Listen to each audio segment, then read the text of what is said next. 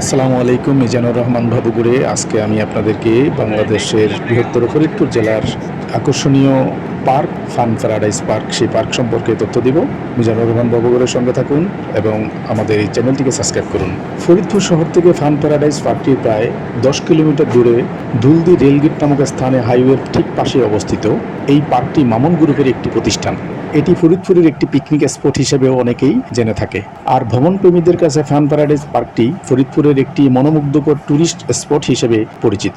শহরের বাইরের কোলাহলমুক্ত নির্জন পরিবেশে সময় কাটাতে পরিবার পরিজন অথবা বন্ধুবান্ধব নিয়ে চলে আসতে পারেন এই পার্কটিতে।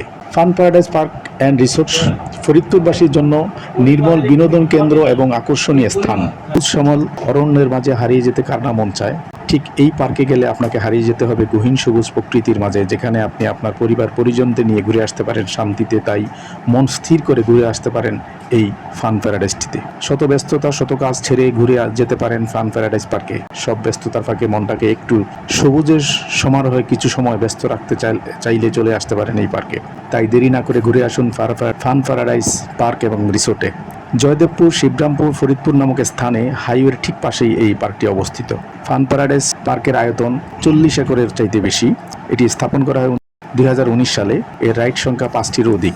রাইড সমূহ ম্যাজিক বা swing boat, swing chair, flying chair, train, pedal boat, বিভিন্ন স্থাপনা, লেক, বাতি, হাতি, বাঘ, সিংহ, জিরাফ, ড্রাগন, প্রজাপতি, পানির ফোয়ারা সহ বিভিন্ন ধরনের শিল্পকর্মের নান্দনিক ভাস্কর্য স্থাপন করা হয়েছে পার্কটিতে। পার্কের সময়সূচি সপ্তাহে 7 দিনই সকাল 10টা থেকে বিকেল 5টা পর্যন্ত খোলা থাকে। প্রবেশ টিকিটের মূল্য পার্কে জনপ্রতি 70 টাকা করে এবং প্রতিটি রাইড 50 টাকা। কিভাবে যাবেন?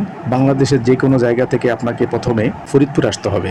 ঢাকার গাবতলী থেকে গোল্ডেন লাইন এবং সাউথ লাইন পরিবহনে বাসে করে যাওয়া যায় সেখানে। এসি বাস 600 টাকা এবং নন এসি বাস 350 টাকা ভাড়া।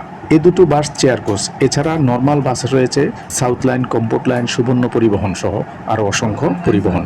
এই বাসে করে ফরিদপুর চলে যেতে পারবেন যে কোনো ঝামেলা ছাড়াই। ফরিদপুর শহরের যে কোনো স্থান থেকে রিক্সা কিংবা অটোতে করে পার্কে যাওয়া যায়। আপনি যদি ফরিদপুর পাটুরিয়া ঘাট হয়ে যান তবে দুলদি রেলগেট ফান প্যারাডাইস পার্কের কথা বললেই বাসের লোকজন আপনাকে পার্কের সামনে নামিয়ে দিবে।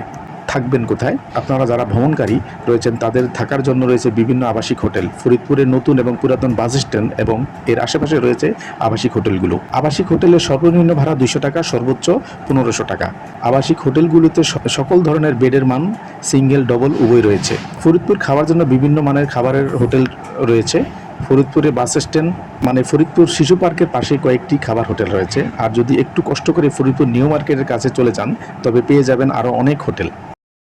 ফরিদপুরে যাওয়ার পর ভ্রমণকারীদের জন্য আছে আরও বেশ কিছু দর্শনীয় এবং ঐতিহাসিক স্থানসমূহ, যেমন পল্লীকবি জসিমউদ্দিনের বাড়ি, ধলার মোড়, পদ্মার পার্ক, ফরিদপুর পৌর শেখ রাসেল শিশু পার্ক, নদী গবেষণা ইনস্টিটিউট, হজরত শাহ ফরিদ মাজার, জগবন্ধু সুন্দরের আশ্রম, সাতুর মসজিদ, বোয়ালমারি, মাথুরাপুরের দেউল, পাত্রাইল মসজিদ, টিটা ভাসমান সেতু, 22 শশী জমিদার বাড়ি ইত্যাদি।